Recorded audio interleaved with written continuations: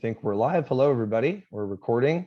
So welcome to Mythic Mission number 21, episode 21 already. We've had 2 episodes this week, 2 very busy. I have been very much looking forward to a special guest joining me today. Let me see. I was hearing myself in an echo on Facebook. Now that's taken care of. All right, so we've had a great deal of anticipation, looking forward to this subject. I had a few friends reaching out to me saying, man, I'm really interested in that. So I'm excited to finally be here with my special guest, Donald Robertson, for episode number 21 of Mythic Mission, which I've entitled The Cross and the Purple, Christianity and Stoicism in Dialogue. Now, you can go to Donald's website, which I'm going to be posting to the episode description today. I'll also post it on Facebook for those of you following us there, where you can find out more about his credentials. But everybody is going to probably ask, where is he from? He is from Scotland, and he is a cognitive behavioral therapist and has written a book that I would like to highly recommend to all of you. I think it was released in 2019. It's called How to Think Like a Roman Emperor, the Stoic Philosophy of Marcus Aurelius. Now, if it weren't for that subtitle, I'm sure some people might ask the question, not Caligula, right? Wondering which Roman emperor it is. Yeah. So we're going to be talking to him about his book today, and I've got a palette of great questions I think you guys are going to enjoy. So welcome, Donald. Thank you so much for joining us today. Hi, Michael. Well, it's a pleasure to be here. I'm very much looking forward to our conversation. I have been as well. So as I was just telling Donald before the show, for those of you that don't know, I met my wife, Sarah, in a 6-week study abroad program to Rome back in 2006. She knows I've been geeking out about this episode for today. So Marcus and I go way back to 2004. I've been reading the Meditations since then and really enjoyed studying Roman history as an undergrad and a graduate. So we're going to be talking about, among other things, the Meditations today and the philosophy of Marcus Aurelius. But let's get started first, just kind of asking you about your background. Tell us about how you became a cognitive behavioral therapist, and why did you see a connection between it and Stoicism? Well, you know, it's a kind of odd start because when I was a young guy, things went off the rails for me a bit when I was a teenager, because my father passed away when I was quite young. And so I got kicked out of school and I got in trouble with the cops and all this kind of stuff. And at that point, I assumed that I wasn't really kind of going anywhere. And somehow I ended up reading a lot of books about religion and mysticism and self-improvement and psychology. I was reading Freud and Jung and Hardy Lang and all this kind of stuff.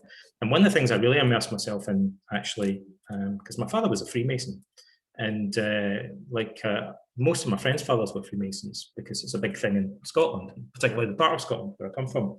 Mm-hmm. So I read my father's books on Freemasonry, and they mentioned Plato and Pythagoras and 4 cardinal virtues and all this kind of stuff. And I thought, what's all this about? So I started to learn about Gnosticism and the Kabbalah and all this kind of stuff. Started learning a little bit of Hebrew even when I was a young guy. Mm-hmm. And I read the Gnostic Gospels from Nag Hammadi, and there's a lot of Platonic philosophy in those. I'll tell you, here's a weird bit of trivia. One of the codices they found at Nag Hammadi in Egypt in the 1940s or whatever. Mm-hmm. So it's kind of an early Gnostic Christian Bible, and it's got some Christian scriptures, some Hermeticism, some Gnostic stuff. But in that book, in that Gnostic Bible, there's an excerpt from Plato's Republic. So there was an early version of Christianity in which Socrates is in the Bible. How weird is that? So I was reading this thinking, I need to find out more about Plato.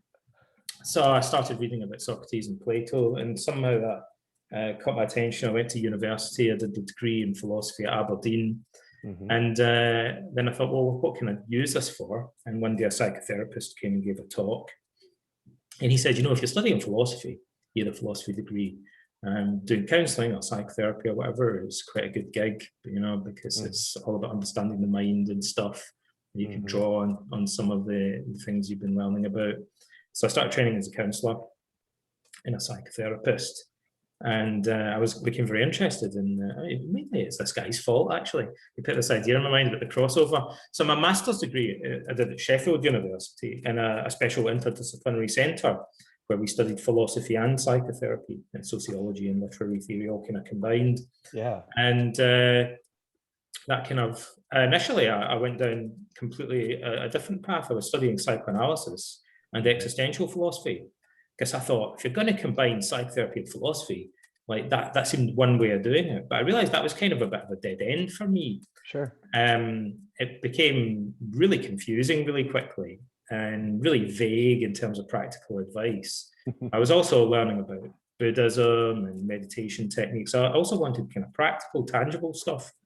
And I wasn't really getting that from Freud and Jung and Heidegger and Jean-Paul Sartre and these guys. No. And then suddenly I discovered Stoicism. And the reason I discovered it was I was a bit frustrated, and I thought, I'll go back and I'll study Neoplatonism, because there was something about that resonated with me from the Gnostic literature. There's a lot of references to a lot of to Neoplatonic concepts. And I read a book by a French scholar called Pierre Hadot, called The Simplicity of Vision, about Plotinus.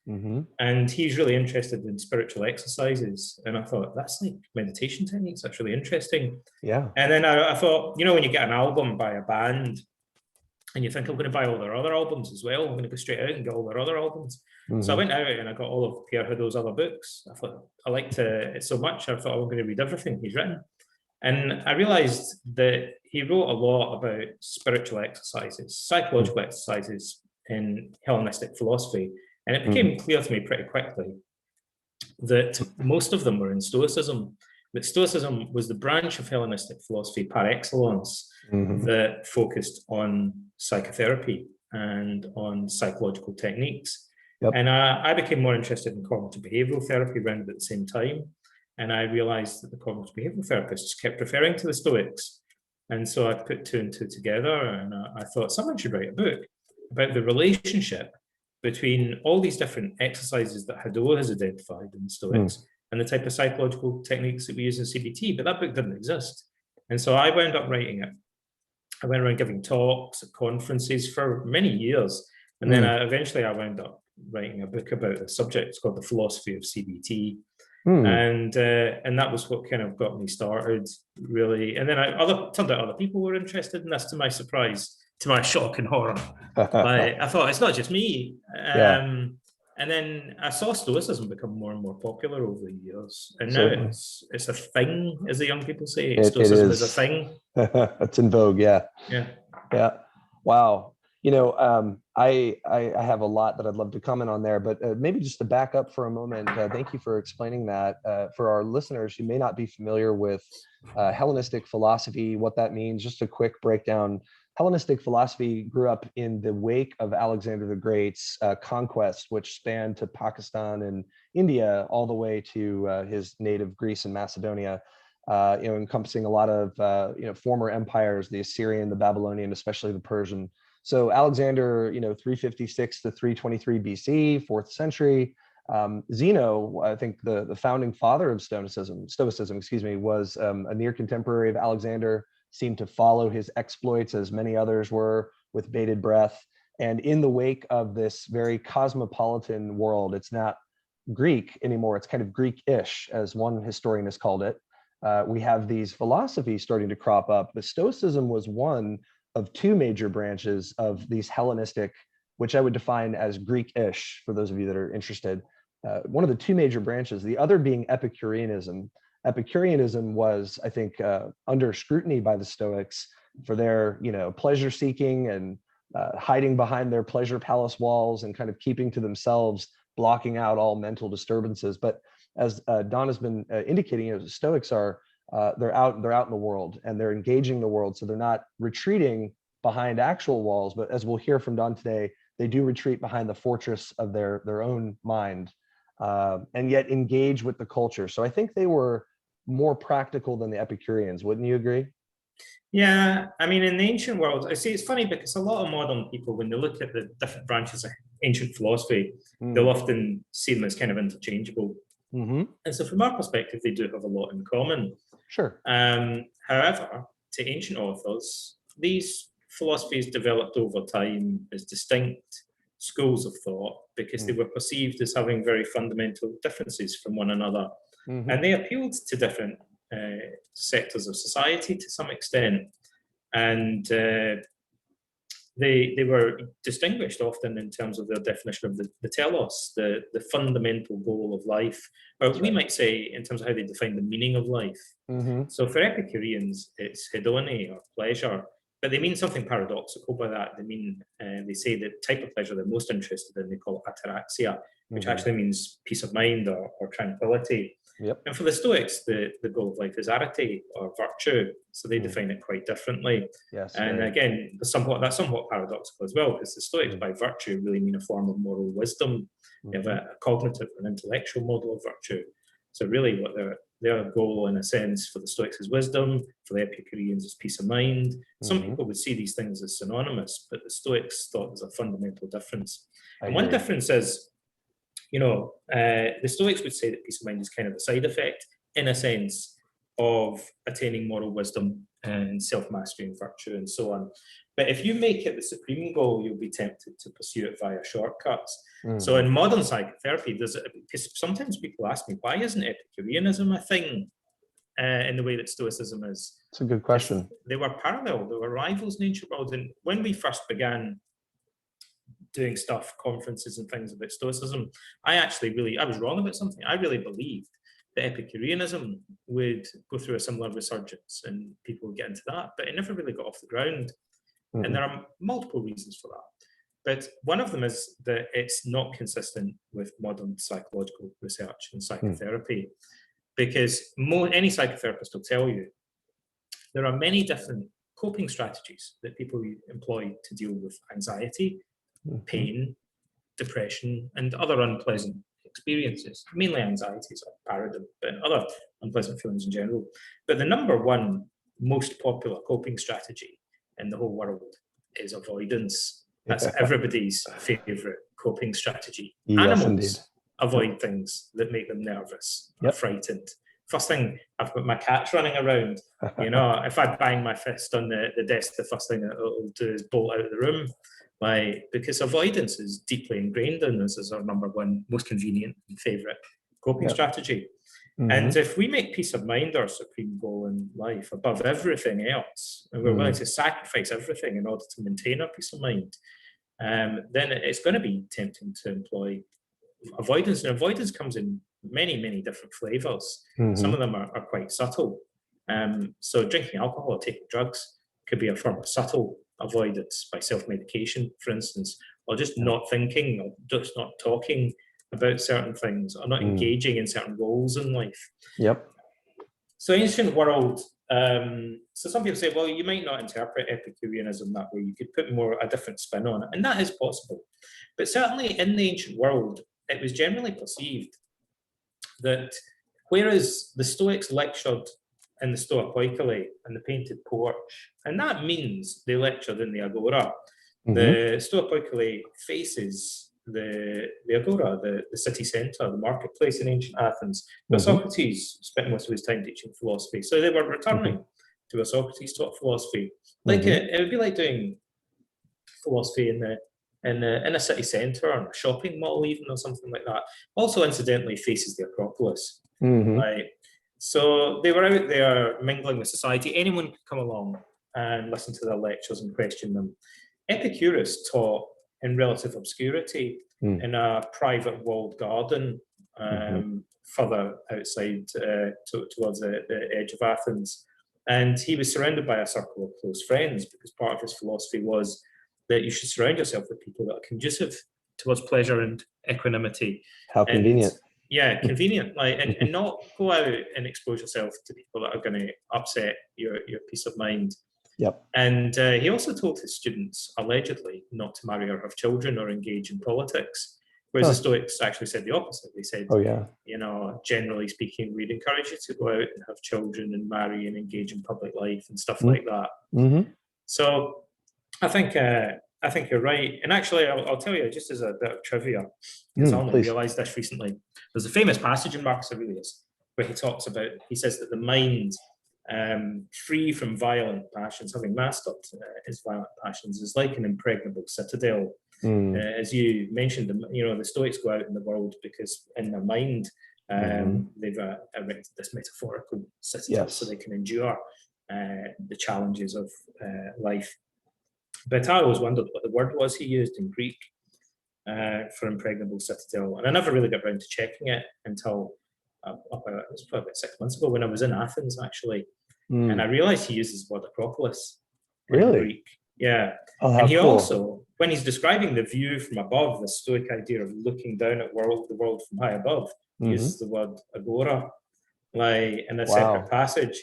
And given that the Stoics lectured on this porch facing the agora and the Acropolis, I think it's tempting to imagine that they had the view from the Acropolis, from the Parthenon, the temple of the Virgin Athena, in mind, because every Greek would know that when you go up the Acropolis and look down, you're looking down at the agora and you see the law courts and the traders and all the hub of human life is right down there. Socrates was executed, tried and executed down there. And yet from the temple of Athena, people look like ants below and you have this helicopter perspective on it.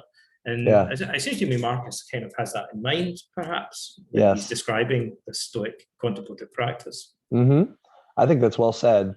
And I think for our next subject, before we start getting into, because you brought up many points that I think would be great to jump in for our Christian audience, because Mythic Mission is all about looking at non-Christian worldviews from a Christian perspective to start dialogues and to see where there are points of contact and similarities and dissimilarities. And I would say that, you know, just as there are differences among the Hellenistic philosophies, there are important differences between Christianity and Stoicism. I don't see them as hostile and antithetical in a violent sense, but ideologically, there are important distinctions in the way that, for example, the word theos, God, is used by Seneca and Epictetus and Marcus. We'd be tempted in English to say, well, they must mean the God of the Judeo-Christian tradition, and that's not accurate at all. So I want to get into that towards the end of the episode. I know a lot of our listeners are really excited about that, but setting that aside for now, let's, for those of us who don't know about Marcus, and this will get us into your book, before we start talking a little bit more about Marcus in particular, could you just briefly tell us what CBT is, and then we'll move into Marcus? Because I don't know if a lot of people will know about either subject very, very much. Cognitive Behavioral Therapy, or CBT, is the leading modern evidence-based form of psychotherapy, I think it's fair to say.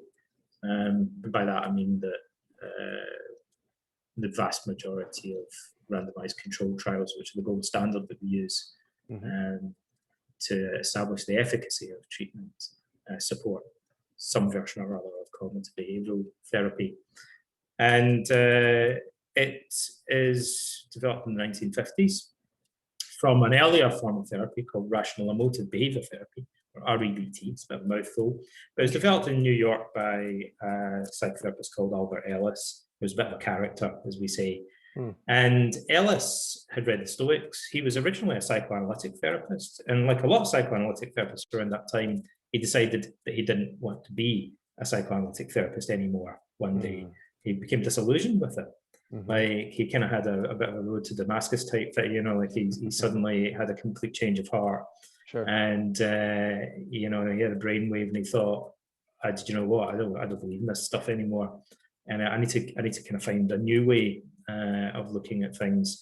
And he drew on a bunch of influences, partly research in psychology, which was supporting what we call the cognitive theory of emotion. And also he remembered reading Epictetus, one of the most famous Stoic authors. And Ellis, his basic model was, well, look, I'll explain it this way.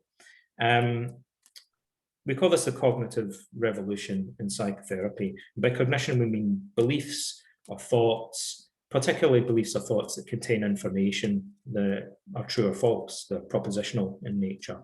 And that's really crucial. So clients in therapy, the easiest way to explain the importance of this is they'll come into therapy and they'll say, listen, you know, Mr. or Mrs. Therapist, I'm really depressed or anxious or angry or whatever. And then usually they'll talk about how miserable their depression, anxiety, or anger is making them, and the impact that it's having on their physical health, their sleep, their overall quality of life, their work, their study, their relationships, how it's getting worse over time, yada, yada, yada.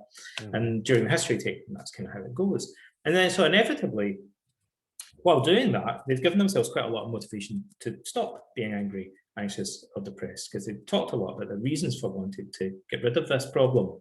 And so usually they'll paint themselves into a kind of verbal corner where they'll go, listen, I know this is terrible and it's doing me a lot of harm, and I wish I could change it, but I can't help it. It's just how I feel, they'll say, which is an expression of stuckness. And then Ellis, to his credit, would lean forward and smile at them if he was in a good mood.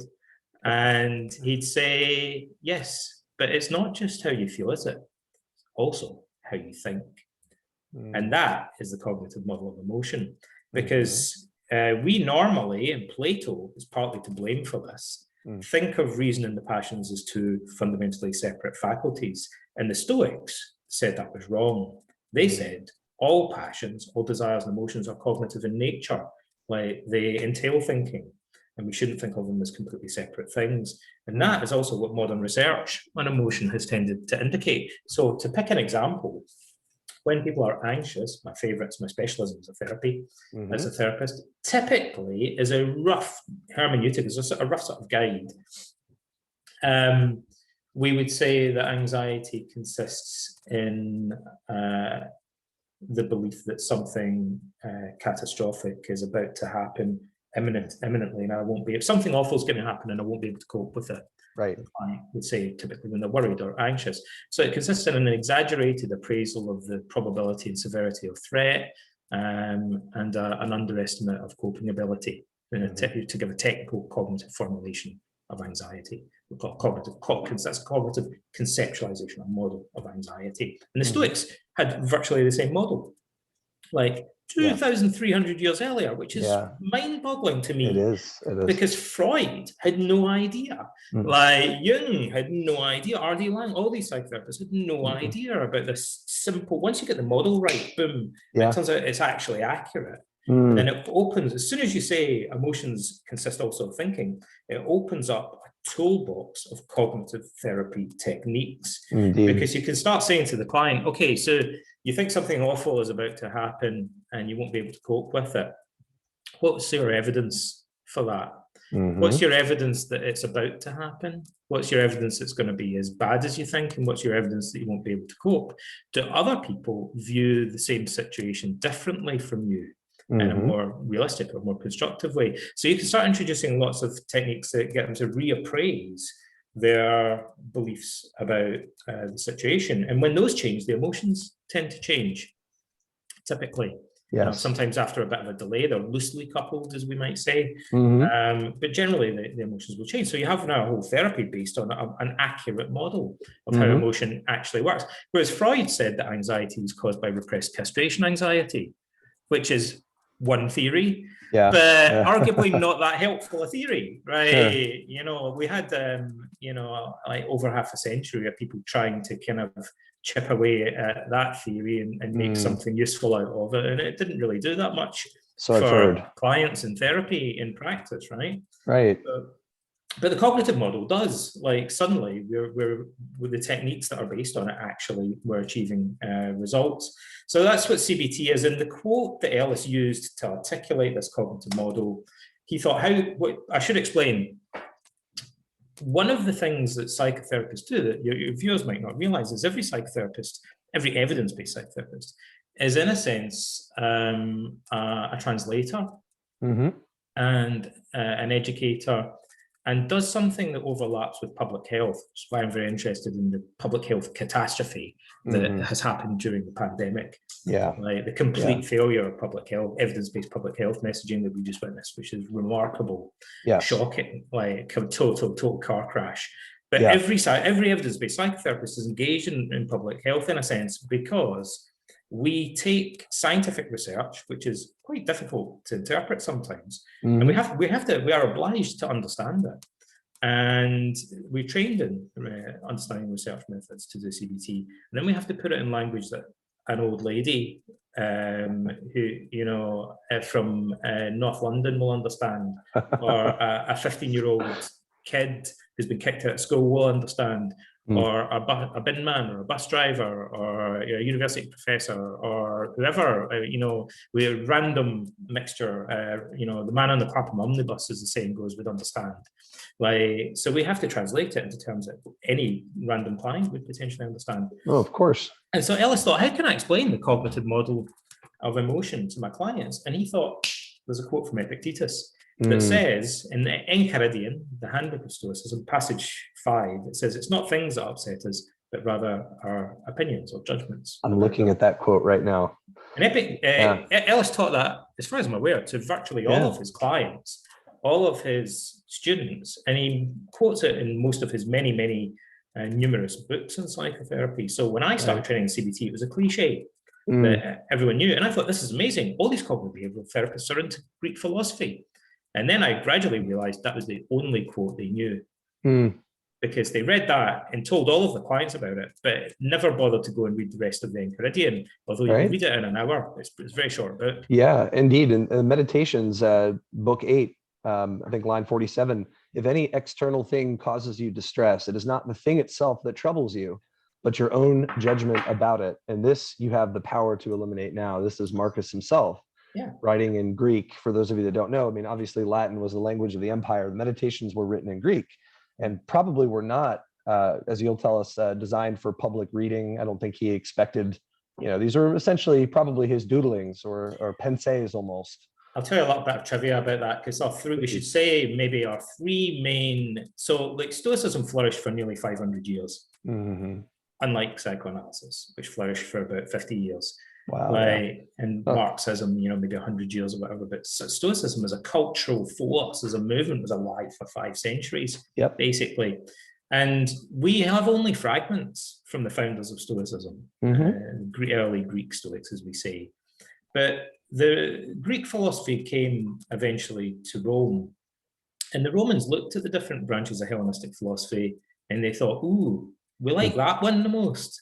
And so they embraced Pythagoreanism, Epicureanism, Platonism, but they seem the Romans were particularly found that Stoicism resonated with their militaristic culture and values. Yes, exactly. And so many famous Romans had studied Stoicism. Roman generals had studied Stoicism, and incidentally, we many people superficially think that Marcus, the first emperor, got into philosophy and stuff, but actually Augustus, the first Roman emperor, the founder of the Roman Empire, was into Stoicism. He wrote a book about philosophy, which is lost today. I wish it wasn't. I wish we knew what was in it. Me too.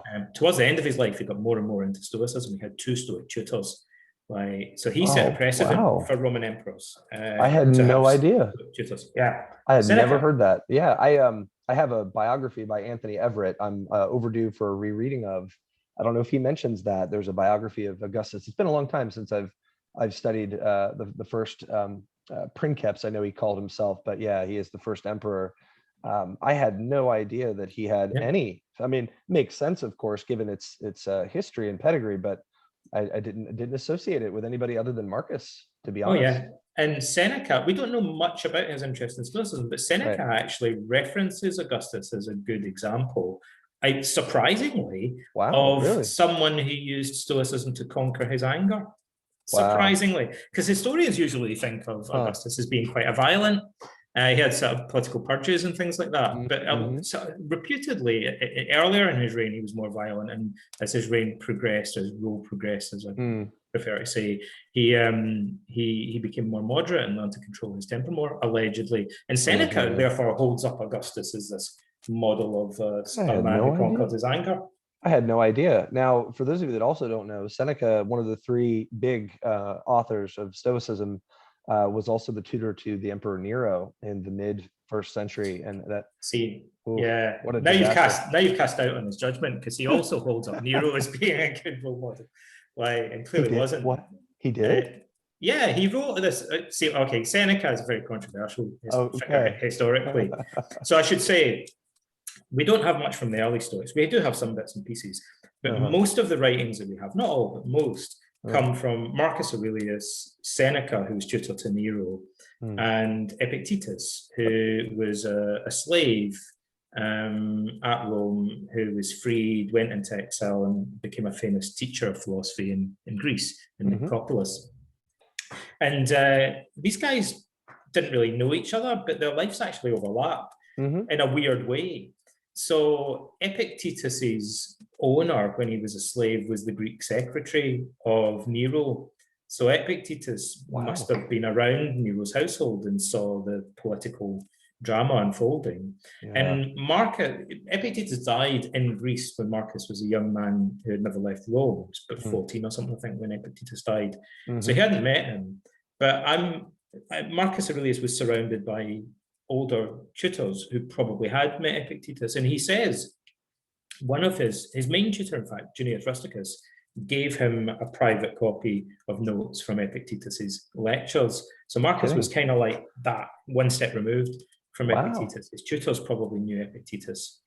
And incredible. So Epictetus is Marcus's favorite philosopher. Yeah, I gather that. It kind of looks like Marcus has maybe read there are a number of reasons why we think he must have read the works of the early Stoics to some extent, but it's striking that he really makes very little reference to them. In the Meditations, when he talks about Stoicism, he's mainly referring to Epictetus. And he's obviously paraphrasing Epictetus. So although modern cognitive behavioral therapists who quote that line from Epictetus, it's not things that upset us, but our opinions about them, generally, in my experience, have never read anything else. Marcus Aurelius had. He studied Epictetus thoroughly, and it was kind of his Bible in a way. Right.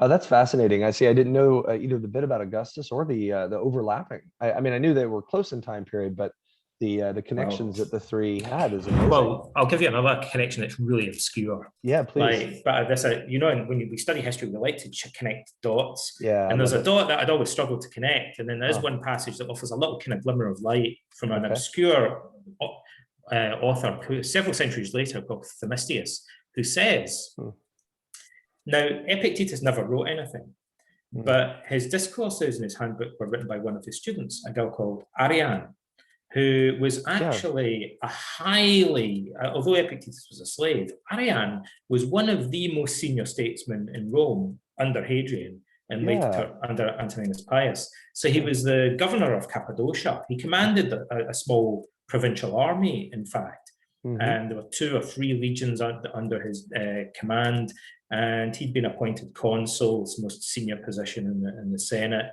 So highly senior, one of the most senior statesmen in the Roman Empire, and a highly accomplished writer as well. But Marcus had probably not met Ariane.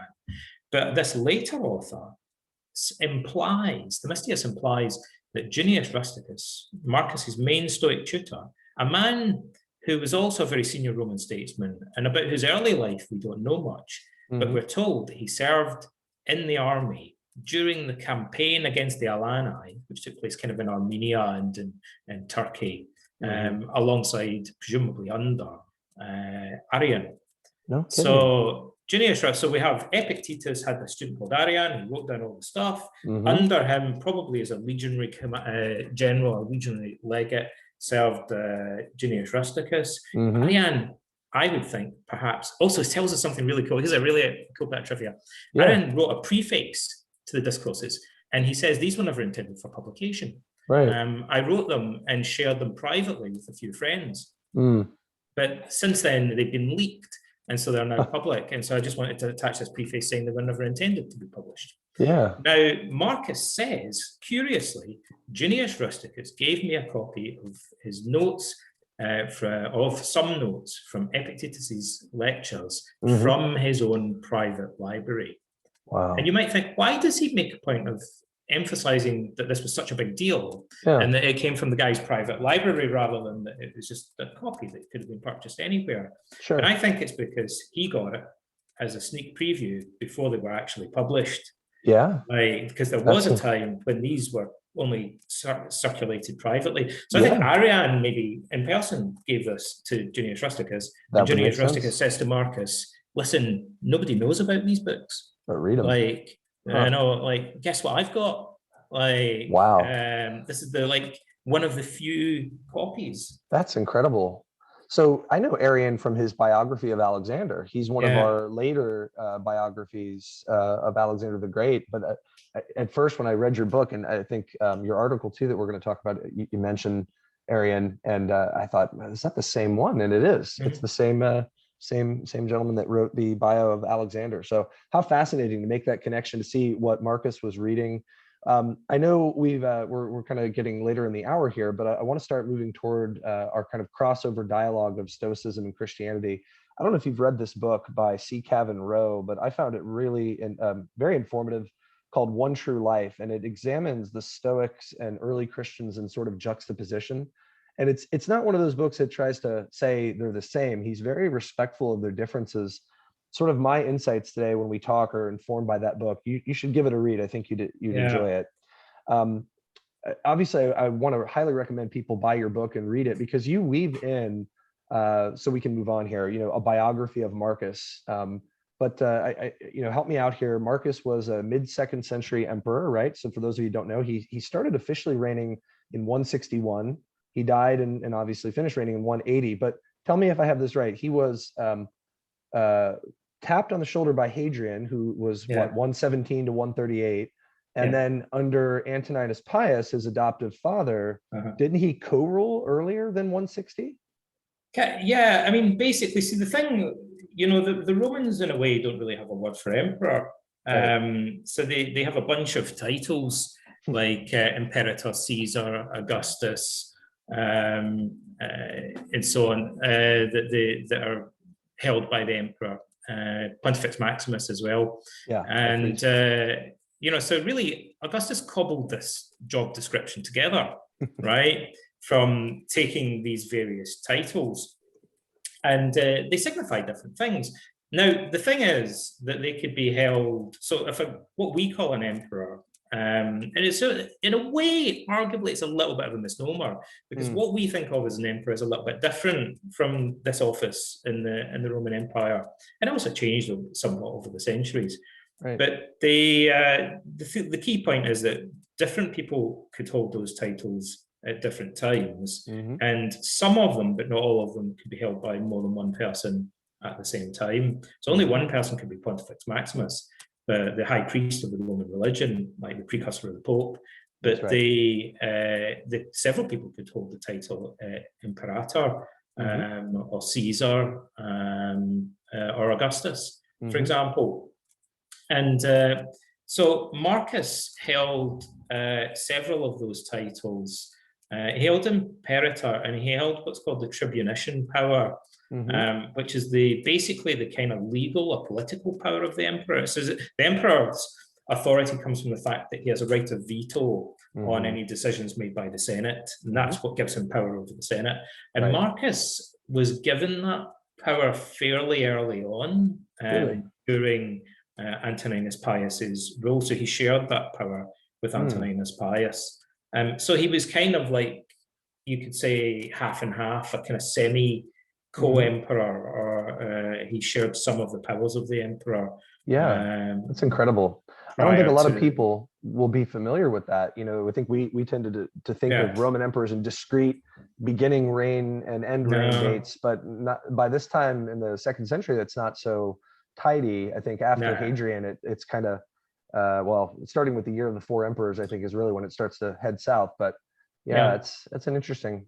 And even Hadrian, in the final year of his life, it's implied by the historians that Antoninus Pius has some of the authority. For example, we're told that Antoninus Pius prevented Hadrian from committing suicide, which suggests that he had authority over the Praetorian Guards, incidentally, and that he was even able to possibly overrule Hadrian's orders to them. So Hadrian had kind of handed him some of these, but luckily, in a way. So there was even a small overlap there. Yeah. I think that's fascinating. A lot of people are going to be enlightened by that, and also by this next subject, which is going to be our segue into talking towards the end of the episode about these stories, these myths, as we define in the ancient Greek sense. A myth is a story about the way things are. We're looking at Stoicism and Christianity as narratives in juxtaposition. and how they look at the world. And yes, they sometimes use similar sounding words with very different meanings, how they cope with the passions, how they look at philosophy, what do they regard as wisdom, the proper telos of life. We have some themes that we're going to discuss, but the first thing I'd like to address, and I think people love this subject.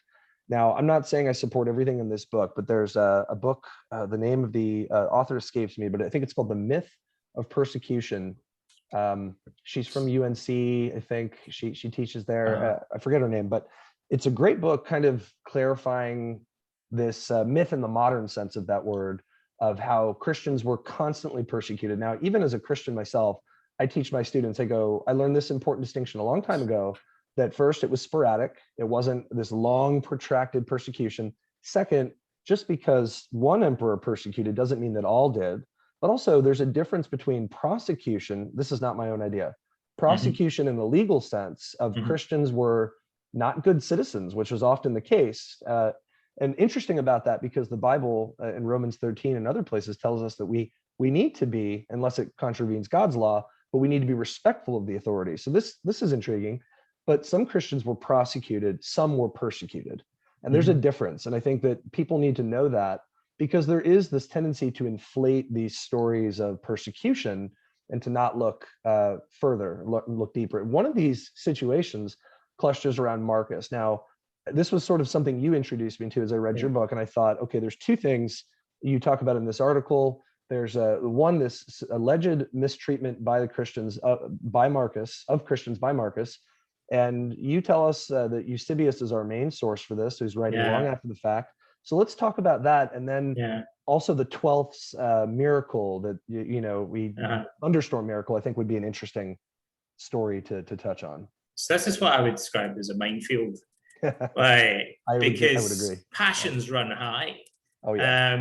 And so first thing is I think it's good to acknowledge that at the outset, because people get really angry if you question some of the kind of received wisdom about this. And there is scope for interpretation. So the other difficulty we have to acknowledge here is that it's a very complex question. You've already kind of acknowledged that, and there's many levels and layers to it, many different pieces of evidence to juggle, but we have to speak about it like in summary fashion. So I don't want anyone to think that we're kind of being glib or offhand about it in doing so, but we can't do all of the ambiguity and all of the evidence justice in a short discussion, right? No, certainly not. However, this is what I would say about Marcus's alleged persecution of Christians, right? There is basically no evidence that Marcus was directly involved in the persecution of Christians. Now, there are some pieces of evidence that people cite to suggest that Christians were persecuted during his reign. But the main, not the only one, but the main piece of evidence there is this persecution at Lyon, which is Eusebius is our only source for. And to cut a very long, complex story very short, what he says, I would say we have many reasons to take with a pinch of salt, or in fact to consider it as extremely unreliable on several levels. And one of them is that Eusebius himself mentions that he uses falsehoods in order to spread the Christian message. So there's a number of scholars who point out that makes it inherently questionable as a historical source. I would say so. The second is that he's writing over a century after the alleged events happened.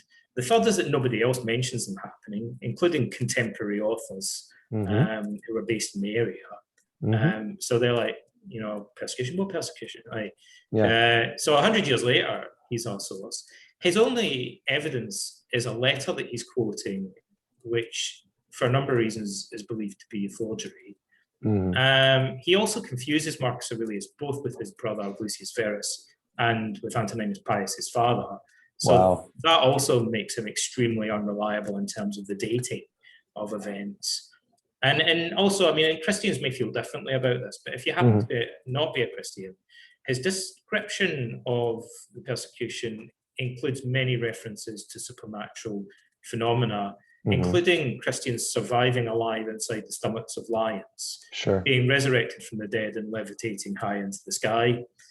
So on that basis, skeptical, agnostic, or atheistic modern readers might think, well, how reliable is this account? Sure. On that basis. Well, and if this is figurative or it's metaphorical, then sure. how much of the rest of it is intended to be taken literally? And then the other thing I would mention before I conclude is there's counter evidence. So Tertullian, who was a contemporary, says that Marcus was a protector of Christians. And Irenaeus, who was also contemporary, says that the region enjoyed unrivaled peace. Christians enjoyed unrivaled peace and were unpersecuted, unmolested during the reign of Marcus Aurelius. And there's also a number of other contrary pieces of evidence. So we know from one of the histories that there was a Christian senator during Marcus's reign and a Christian bishop preaching at Rome. So it seems that Christians, to some extent, were tolerated in Rome. And allegedly, as you've already implied, although we can't even be certain about this, but some Christian sources claim or insistent that Marcus had a Christian legion, or a legion that was largely composed of Christians serving under him on the frontier. I want to comment on this because I read a book by Stephen Dando Collins. He's an Australian military historian, and he's got a book called Legion, I think, about the Roman legions. And he's got a chapter on the Thundering 12th Fulminata Legion, which already had the epithet and the thunderbolt is there. But now it became literal because supposedly they surrounded in an orbis formation around the emperor Marcus Aurelius during a hot battle. There was a miraculous rainstorm. They started gulping down the water, and then hail repelled the Germanic adversaries. And he says two things. He says that the original claim was that it was an Egyptian sorcerer whose name escapes me at the moment, who was responsible for Mars, invoking the god Mars, the god of war, Ares, to help repel the barbarians, as it were. But then a later author, and it might have been Tertullian or somebody else, I can't remember his name, not maybe an early church father, but somebody else that said it was because of the Christian prayers among the soldiers. Now, but here's what you'll find interesting, Don, is that he says that he just dismisses this. He goes, oh, there's no way that it could be Christians because, and I've never found any claim corroborating this, because Christians were actively crucified during Marcus's reign. I said, there's no footnotes for this. I've never seen that. I've never myself. I mean, the other thing I'd say about the persecution of Christians is that we have, funnily enough, from the other persecution that's alleged, although this is a very specific incident that involves maybe, I guess, half a dozen people or so, roughly, is the apology of Justin Martyr, or two apologies of Justin Martyr. And so Justin was tried and executed by Junius Rusticus, funnily enough, who was Marcus's Stoic tutor. But the account of the trial suggests that what was really at stake was whether Justin would swear allegiance to the emperor, and that he was expected to do that. Kind of, the parallel that I would make is it would be like becoming a citizen, or being a resident of a country and being expected to take an oath of allegiance to the flag or something.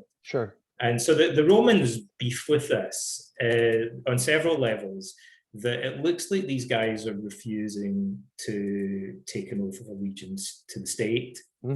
And that essentially if they allowed everybody to do that, then that would potentially lead to the unrest, the fragmentation of society and law and order and so on.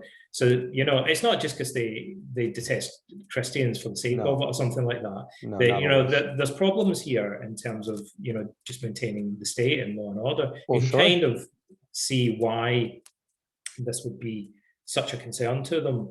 And, allegedly Justin refused to do this. And that was really the bone of contention. And he was supposedly, Junius Rusticus said, look, I'm going to give you another chance to do it voluntarily. And then he said, okay, now he gave him a final chance. He said, I'm going to order you to do it. So you then have the kind of get out that you can say that you did it under compulsion even. Right? So a number of scholars have said, it really looks like Junius Rusticus thinks, I'm going to have to execute this guy unless he swears allegiance to the state. And I'm giving him every opportunity that I can think of to try and kind of avoid execution here. Like he could just say, he's gone. they ordered me to do it, so I wasn't doing it voluntarily. So I kind of had my fingers crossed behind my back, but it didn't really count, or something like that. That's the best I can do for you, Rustica seems to be saying. But he still refuses. Yeah, that's right. Hence if we can even believe that record, right? Well, sure. I think that's myself a relatively trustworthy one compared to Eusebius, but I think it's important, and hence the name Martyr. That's why Justin got his name, for those of you that don't know. I would say there's an important pushback here, just to play devil's advocate, although I don't like the phrase, to look at different sides. For some of my Christian audience, I would say, go back to what I said about the difference between prosecution. Candida is I almost had the rest of her name. Candida Moss, I think, was the author that made this distinction. Prosecution and persecution. I think here with Justin, we have an example of prosecution, that he wasn't being targeted. You're being executed because you're a Christian. In fact, the Stoic philosophy kind of has a live and let live and be tolerant sort of inbuilt into it. I think here was an example of, you need to be a good civil servant. You need to be part of the state. However, here's the pushback. I think some Christians would point out, yes, Christians are commanded to submit to the state and pay their taxes, but unless it violates the Christian worldview and conscience, and it's asking us to do something that goes against swearing lordship to Jesus. And I think this is where Christians might say, well, there you have it. See, what's entailed logically in giving obeisance to the emperor and making this military oath that they were often, forced to give, is the cult of the Roman emperor and other religious beliefs. I think it's very tangled here, though. I don't know that there was always an expectation that by swearing to serve and be loyal to the emperor, that meant you had to worship him. And I think here we need to be clear that that may not have always been the case. So also, the Roman emperor wasn't divine. And again, this is a problem. They're a very slippery distinction. Yeah. But the Roman emperor's genius, or his part of him, which is kind of, there's a real tangled web here. But it both is and isn't. The Roman emperor is deified after he dies. Exactly. So they're not actually worshipping the living Roman emperor. And actually, that would have been anathema to the Romans for a bunch of reasons. But the Romans had this big hang up about being ruled by a king. And again, from a modern point of view, this is kind of confusing because we think of an emperor as being like a king, but the Romans hated the idea of being ruled by a king, generally speaking. And I believe that one of the reasons for that is that the Romans typically characterized foreign states that were ruled by kings as being primitive and enslaved. And that to be ruled by a king was to be a nation of slaves is how they kind of like to characterize it. And therefore that justified them in capturing and enslaving people from those nations. They would say, well, you're already slaves because you live under an absolute monarch, right? Right. And so therefore to say that they were ruled by a king would be quite insulting, to imply that they were no better than these slavish people that lived under monarchs in foreign states. And they have also in their mind, I think, the idea of the Egyptian Pharaoh, which was an even bigger can of worms, another big problem for the Romans. Oh yeah, like the idea that a Roman general or an emperor would go to Egypt and be worshipped as so the Pharaoh was both a god on earth and a king. The Pharaoh was worshipped while alive. And so the Romans very much didn't want that. It was bad enough being a king, but to be a pharaoh was even worse. And that idea was kind of abhorrent to them, although very tempting to anyone who visited Alexandria as a ruler.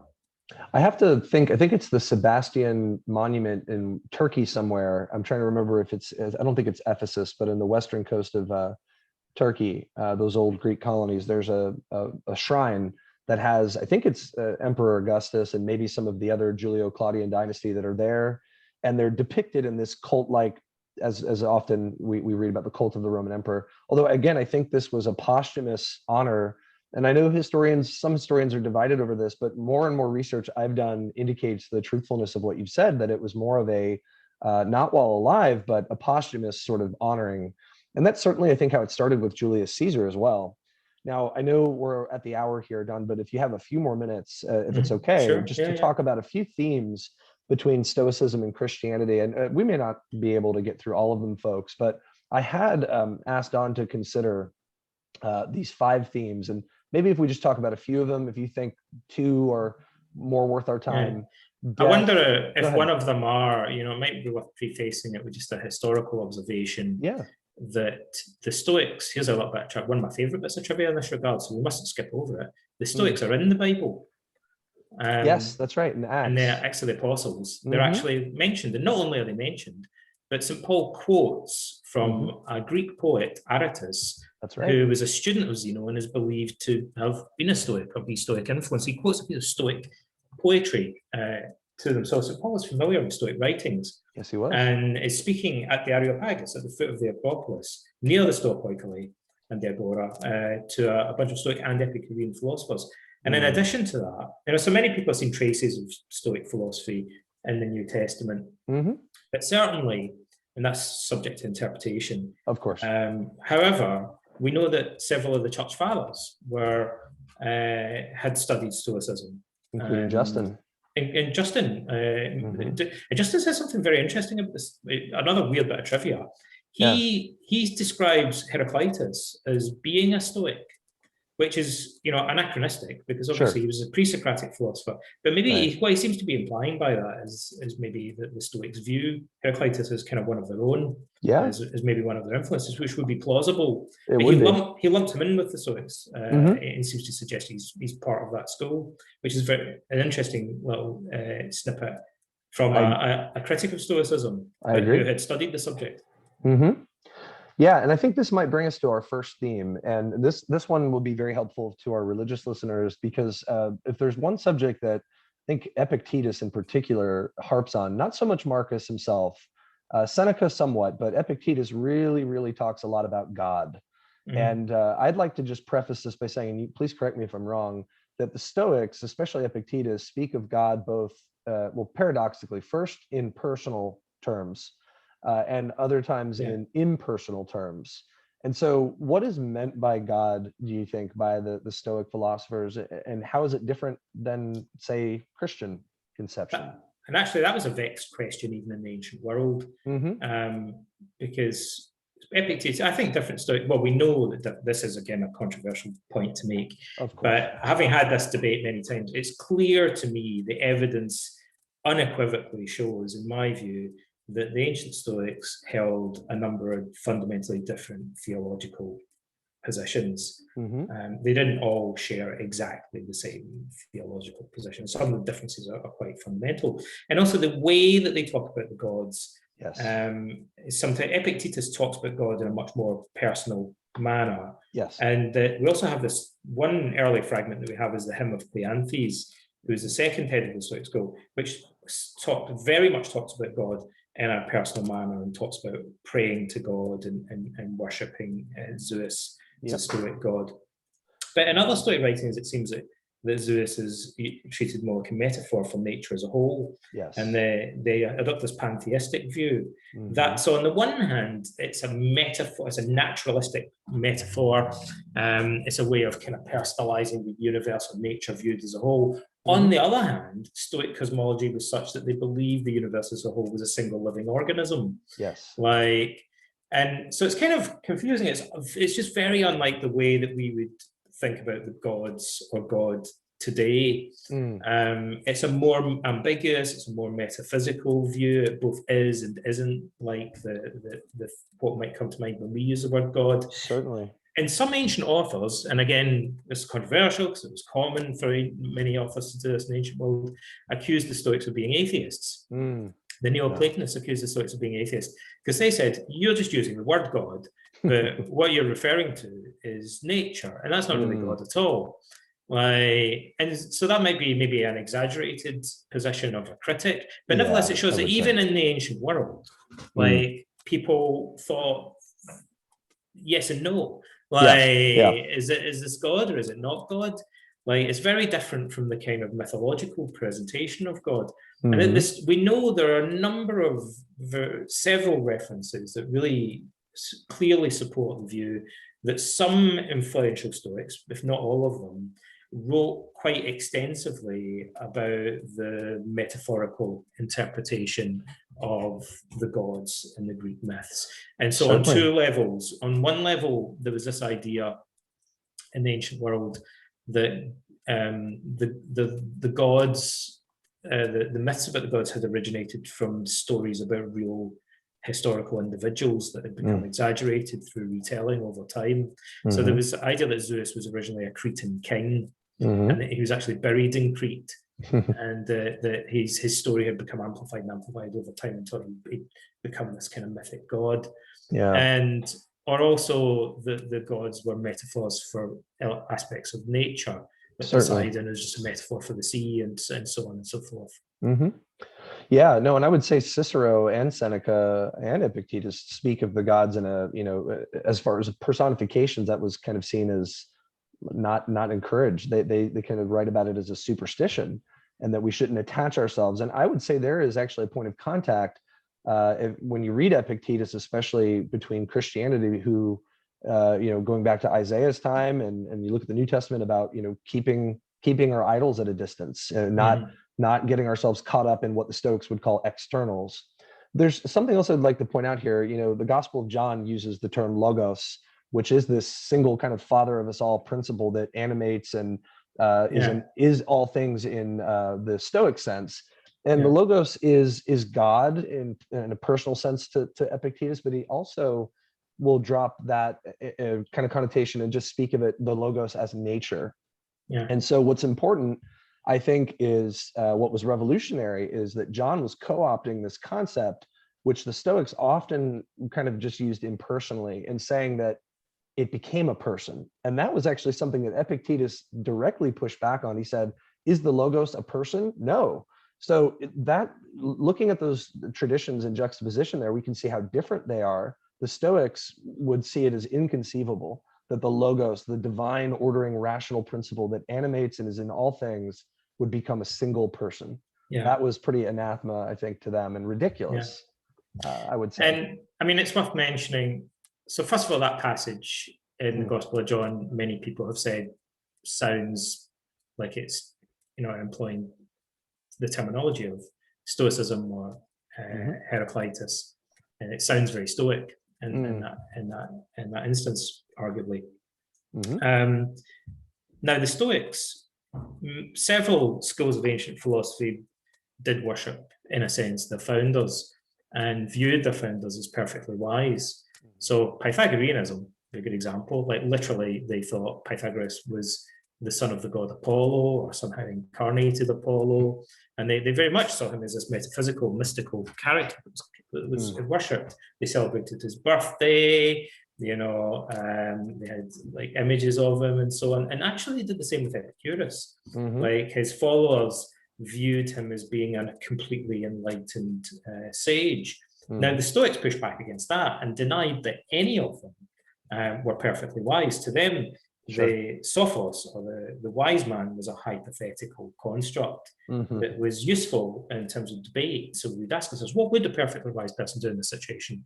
But it would be ridiculous to claim that anybody had ever lived to perfectly embodied wisdom. And I think Zeno, this includes Zeno, the founder of Stoicism, and I think Seneca, in one of his passages, explains this in a way that probably goes all the way back to Zeno. It happens to kind of give a good explanation of this relationship. So Zeno says to Lucilius, his friend who's learning about Stoicism, he says, don't think of me as a physician, like an expert, but think of me as a fellow patient in the hospital bed beside you, who's been undergoing his treatment for longer and therefore can share his experience with you. So he describes a peer support model, weirdly a bit like Alcoholics Anonymous or something. So I've been in recovery for longer than you, so maybe I can just share my experience, but I'm not going to pretend that I'm an expert in this area.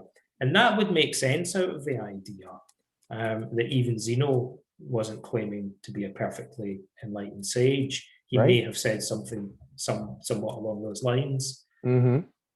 Yeah, I think that's great, and it's important to point out to our audience here that maybe we'll have to do a part 2 for this in the future, because we are running out of time. I've kept Don over an hour, but there are some other themes. Maybe we could just touch on one more very quickly. One that I think is very important, that's related to the subject of God and nature, logos, and the Stoic philosophers, and how that may or may not cross over with Christianity, which we've just touched on very briefly, is another one called Fortuna.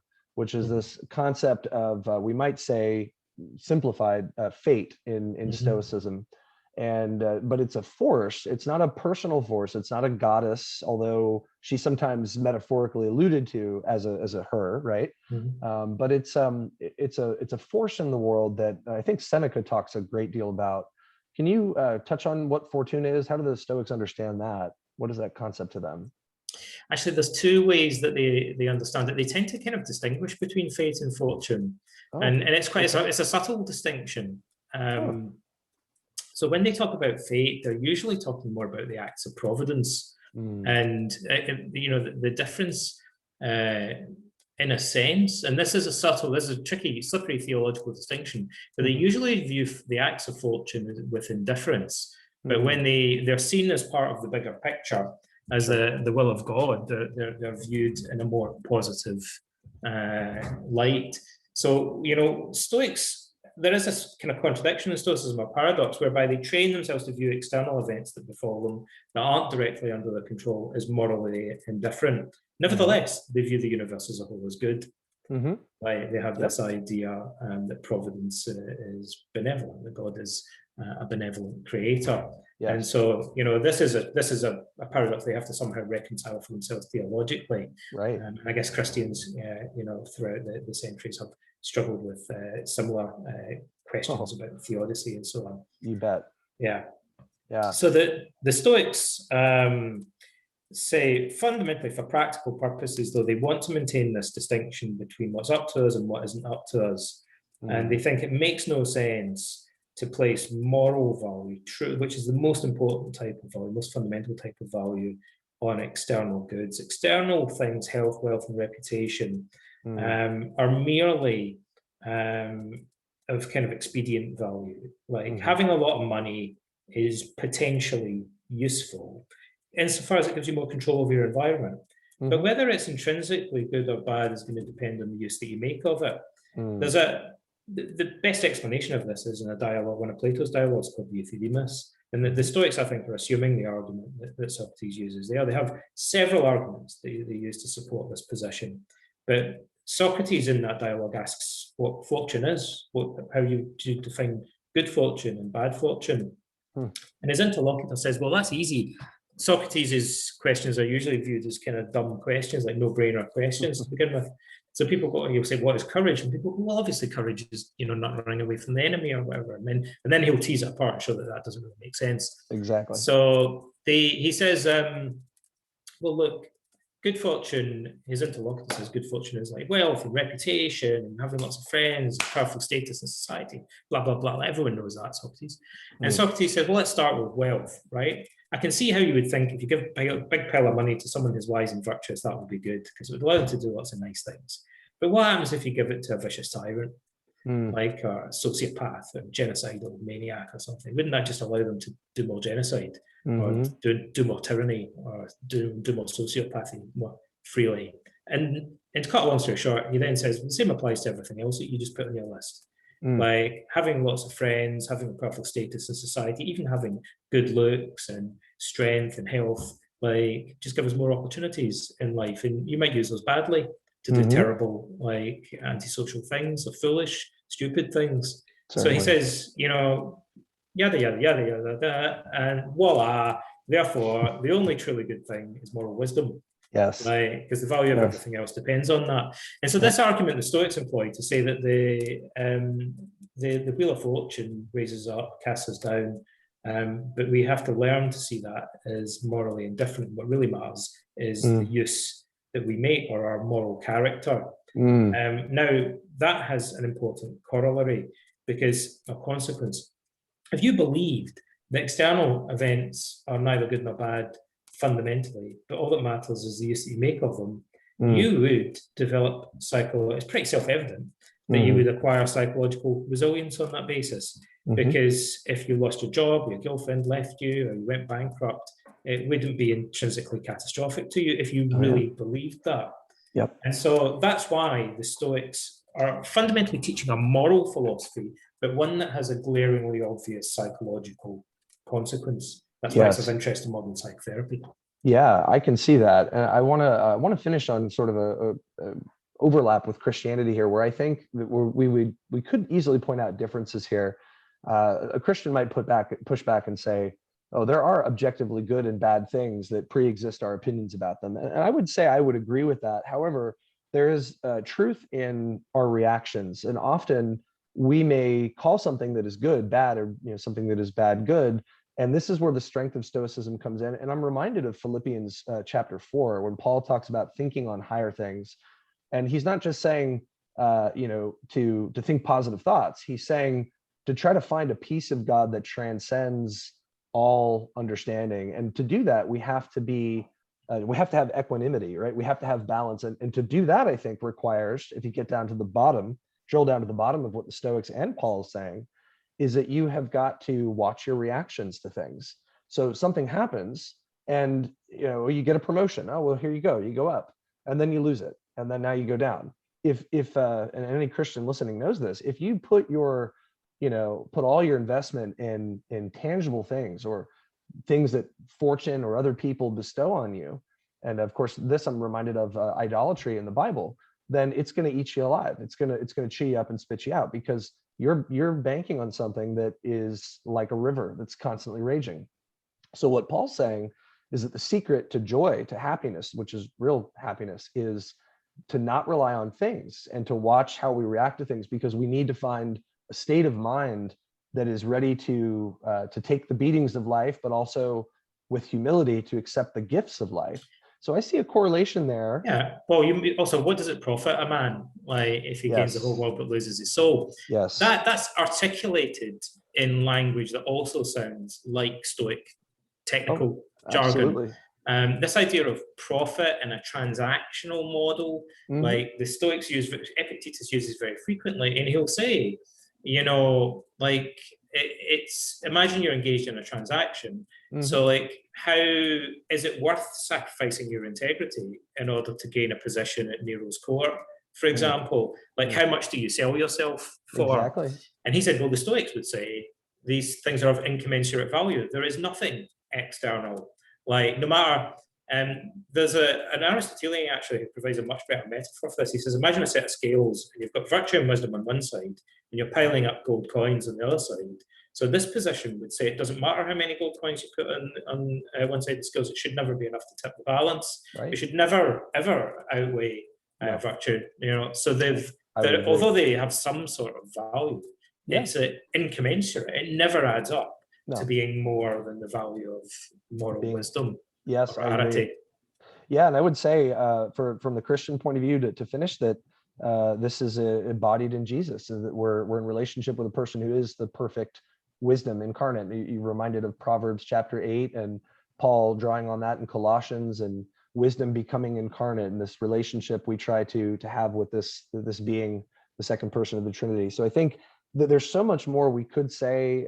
We're out of time for today, but Don, I have to thank you so much for giving us generously an hour and 20 minutes of your time. It's been a pleasure. The pleasure's been all mine, and I'd love to have you back on the show when you've got some more time, some leisure time to talk about some of these themes in a little bit more detail, because I think people, as an indication from some of my messages, are interested in hearing more about this.